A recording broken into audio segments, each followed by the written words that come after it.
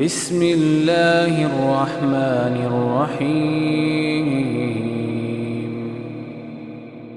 حدیث نمبر 2 ہے، عن ابی امامۃ مرفوعا تزوجوا فانی مکاثر بکم الامم یوم القیامہ ولا تکونوا کرہبانیۃ النصارى۔ سیدنا ابو امامہ رضی اللہ تعالی عنہ سے روایت ہے، رسول اللہ صلی اللہ علیہ وسلم نے فرمایا، شادیاں کیا کرو کیونکہ میں روز قیامت تمہاری بنا پر باقی امتوں سے کثرت تعداد میں مقابلہ کروں گا، عیسائیوں کی رہبانیت کی طرح نہ ہو جاؤ۔ نبی صلی اللہ علیہ وسلم نے شادیاں کرنے کی بھرپور ترغیب دلائی ہے اور رہبانیت سے روکا۔ رہبانیت کا مطلب یہ ہے کہ اللہ تعالیٰ کے خوف سے اور دنیا کی محبت میں مبتلا ہو جانے کے خوف سے بچنے کے لیے، دنیا سے بچنے کے لیے دنیا کی نعمتوں کو چھوڑ کر جنگلوں میں جا بسنا، رشتہ داروں سے دور، کھانے پینے سے دور، سونے سے دور، اور دنیا میں جو کچھ اللہ تعالیٰ نے لذتیں دی ہیں ان سب سے دور نکل کر صرف اللہ تعالیٰ کی محبت کے حصول کے لیے کوششیں کرنا رہبانیت۔ تو اس دین میں نبی صلی اللہ علیہ وسلم نے فرمایا، لا رہبانیت فی الاسلام، اسلام میں رہبانیت نہیں ہے، اور اسی وجہ سے کہ یہ فطری طریقہ کار نہیں ہے۔ اللہ تعالیٰ نے اس جہان میں جو کچھ بھی پیدا کیا، نسل انسانی کے لیے اسے مسخر کیا، اس وجہ سے ان ساری چیزوں سے کسی نے روکا نہیں۔ جیسے کچھ لوگوں نے ایسا کیا کہ اپنے اوپر گوشت کو، اپنے اوپر گھی کو اور اچھے کھانوں کو حرام قرار دے دیا کہ یہ کھانے ہم نہیں کھائیں گے۔ تو آپ صلی اللہ علیہ وسلم نے اس موقع پر آ کر سب لوگوں سے خطاب کیا اور کہا، کون ہے جو اچھے کھانوں کو اور گوشت کو اور گھی کو حرام کرتا ہے، یعنی جس کو اللہ نے تمہارے لیے حلال کر دیا۔ تو یہ اس زندگی کی خوبصورتیاں اور زمین پر زندگی کے قیام کے لیے اللہ تعالیٰ کی طرف سے بنایا ہوا خوبصورت طریقہ کار ہے۔ اور آپ دیکھیے کہ اگر سارے انسان کسی نہ کسی رشتے میں پروئے ہوئے نہ ہوتے تو زمین کا نقشہ کتنا مختلف ہوتا۔ ذرا آپ اس سسٹم کو بھی اپنے ذہن میں لے کے آئیں، کمیونزم اور سوشلزم کی وجہ سے انسانوں کے مابین جب تعلقات رواج پائے تو کس طرح سے کہ کھانا بھی ٹکٹ لے کر کھانا ہے، تو جیسے کھانا ایک ضرورت ہے، سیکس بھی ایک ضرورت ہے، وہ ضرورت جو ہے وہ کسی بھی جگہ سے پوری کی جا سکتی۔ تو جب انسانوں کے درمیان کوئی تعلق نہ رہے تو اس کا نتیجہ کیا نکلتا ہے؟ اس کا نتیجہ یہ نکلا، آپ پوری ورلڈ نے اس چیز کو دیکھا کہ اینڈ آف دا ڈے یہ ہوا کہ لوگوں کی دلچسپی ختم ہو گئی کام سے۔ تو وہ کس کے لیے کمائے؟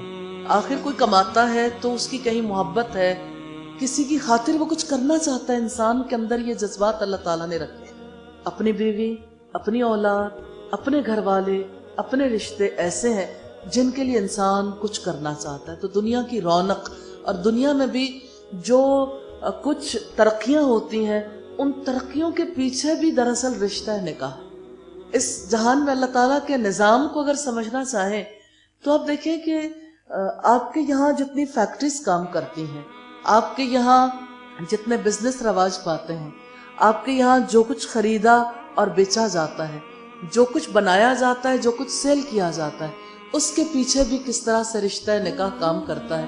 اور جہاں کہیں یہ بانڈ سٹرونگ ہوتا ہے، یہ تعلق جو ہے مضبوط ہوتا ہے، اس کی وجہ سے کس طرح سے پورے معاشرے کے اندر بھی ایک یعنی ترقی کے امکانات بڑھ جاتے ہیں۔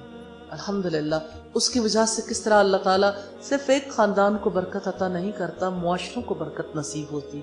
اور اکنامکس کے اسٹوڈنٹس جانتے ہیں اس بات کو کہ جس سوسائٹی میں خریدار زیادہ ہوں، اکانومی وہیں کی ترقی کرتی ہے۔ جہاں کوئی خریدار نہ رہے وہاں نہ چیزیں بنتی ہیں، نہ بکتی ہیں، اور نہ ہی کسی قسم کی ترقی ہوتی۔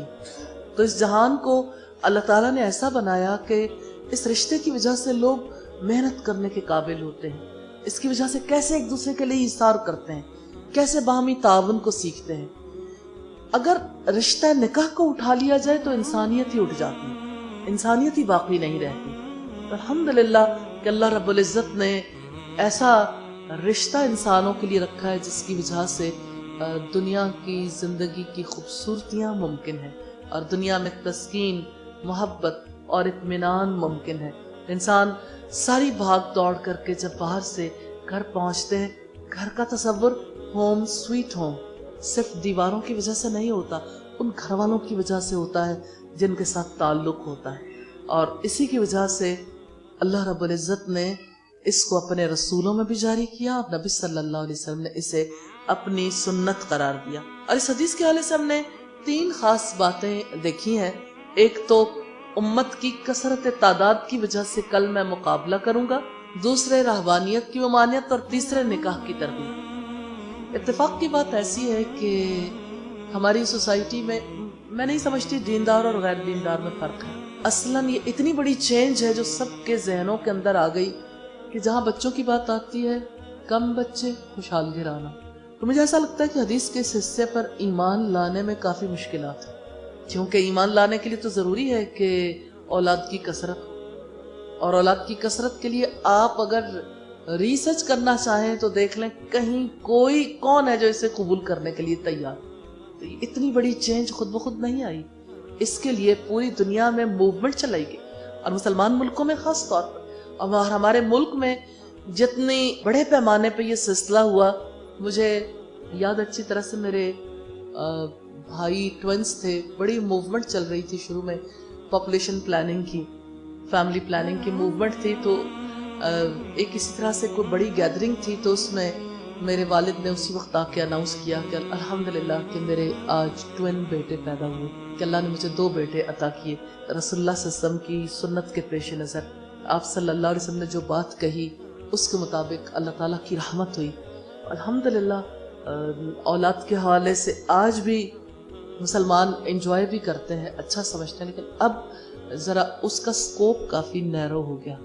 تو میں سمجھتی ہوں اس کے اوپر ہمیں اللہ سے دعا کرنی چاہیے کہ اللہ تعالیٰ ہمیں شرح صدر عطا فرمائے، کیونکہ اس وقت تو گھٹن بہت زیادہ ہے، اور ہمارا موضوع ایسا ہے جس کے ساتھ یہ متعلق ہے، لیکن یہ ہے کہ ہم اس کے اوپر زیادہ دیر تک بات چیت جاری نہیں رکھ سکتے۔